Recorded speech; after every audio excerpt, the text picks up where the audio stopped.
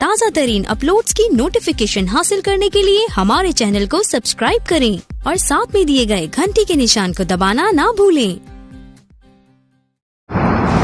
اللہ کے بندو، یہ دنیا فانی ہے، اس دنیا میں کسی نے ہمیشہ نہیں رہنا، ہر کسی نے چلے جانا ہے۔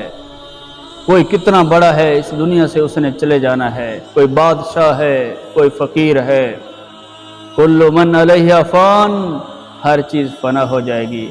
لیکن اب لمحہ فکریہ یہ ہے ان لوگوں کے لیے جو اپنی بیٹیوں کو وراثت سے محروم کر کے جاتے ہیں، ان بھائیوں کے لیے جو پوری زندگی اپنی بہنوں کی وراثت ناحق کھاتے رہتے ہیں۔ کل قیامت کے دن کیا ہوگا جب بھائی بہن کا مجرم بنا ہوگا، باپ بیٹی کا مجرم بنا ہوگا؟ سوچنے کی بات ہے، لمحہ فکریہ ہے۔ کیا منظر ہوگا اس وقت کہ باپ مجرم ہوگا بیٹی کا، وہ بیٹی جو اتنی پیار کرتی ہے باپ سے، اور اللہ تعالیٰ اس کو قیامت والے دن اس کی بیٹی کا مجرم بنا کے اٹھائیں، اور وہ بہن بھائی اس کا مجرم بن کے کھڑا ہو۔ کیوں؟ سوچنے کی بات ہے۔ اگر تمہارا باپ تمہیں وصیت کر کے جائے، تمہارا دادا تمہیں وصیت کر کے جائے، وہ وصیت تو تمہیں پوری زندگی یاد رہتی ہے، لیکن اللہ تعالیٰ کی وصیت یاد نہیں۔ سورۃ نساء میں 4 پارہ اللہ تعالیٰ فرماتے ہیں یوصیکم اللہ فی اولادکم، کہ اللہ تعالیٰ تمہیں اولاد کے بارے میں وصیت فرماتے ہیں۔ اور یاد رکھنا، وصیت میں ورثاء کو نقصان پہنچانا کبیرہ گناہوں سے ہے۔ حضرت عبداللہ بن عباس رضی اللہ تعالیٰ عنہ فرماتے ہیں کہ رسول اکرم صلی اللہ علیہ وسلم نے فرمایا الاضرار فی الوصیہ من القبائر، فرمایا ورثاء کو وصیت میں ورثاء کو نقصان پہنچانا کبیرہ گناہوں میں سے ہے۔ دارقطنی کی 4 جلد صفحہ نمبر 361۔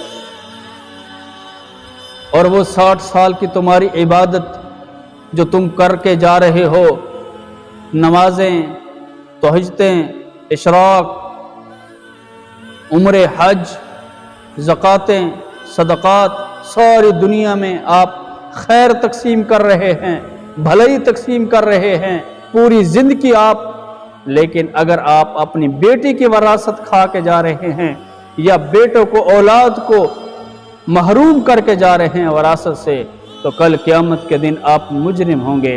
آپ کی عبادت کا کوئی فائدہ نہیں۔ اس کی دلیل ابو داؤد شریف حدیث کا نمبر 2867، راوی حضرت ابو ہریرہ رضی اللہ تعالیٰ عنہ ہے، فرماتے ہیں کہ ان رسول اللہ صلی اللہ علیہ وسلم قال، بے شک اللہ کے نبی علیہ السلام نے فرمایا ان الرجل لیعمل بالمرأة، فرمایا بے شک وہ مرد عورت جو عمل کرتا ہے، عمل کرتے ہیں بطاعت اللہ 60 سنہ، 60 سال تک اللہ تعالیٰ کی اطاعت میں گزار دیتے ہیں، لیکن ثم یحضرہم الموت، جب ان کو موت آتی ہے، فیزاران فی الوصیہ، وہ ورثاء کو نقصان پہنچاتے ہیں وصیت میں، فرمایا فیجب علیہم النار، ان پر آگ واجب ہو جاتی ہے، آگ واجب ہے۔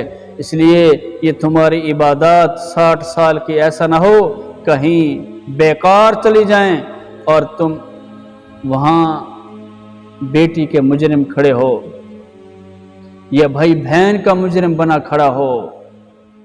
اور یاد رکھیں، حضرت سعید بن زید رضی اللہ تعالیٰ عنہ فرماتے ہیں سمیعت رسول اللہ صلی اللہ علیہ وسلم، میں نے اللہ کے نبی علیہ السلام سے یہ سنا، اللہ کے نبی علیہ السلام فرماتے ہیں من ظلم من الارض شیئا طوقہ من ارضین 70 ارضین، فرمایا جو شخص ظلم سے کسی کی زمین پر کچھ بھی قبضہ کر لیتا ہے، کچھ بھی، 1 مرلہ، 1 انچ، 1 بیگھا، 1 کنال، 1 ایکڑ، فرمایا کل قیامت والے دن اس کے گلے میں توق بنا کر پہنا دیے جائیں گے۔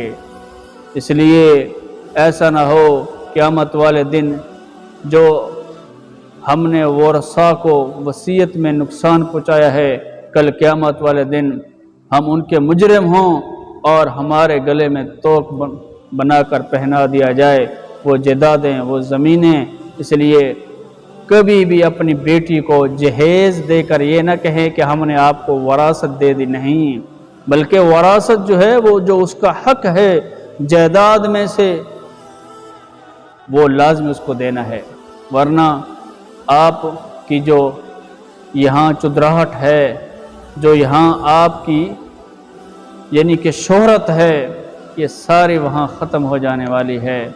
और क्या मंज़र होगा, लम्हा फ़िक्र है जब बाप बेटी का मुजरिम हो, भाई बहन का मुजरिम हो।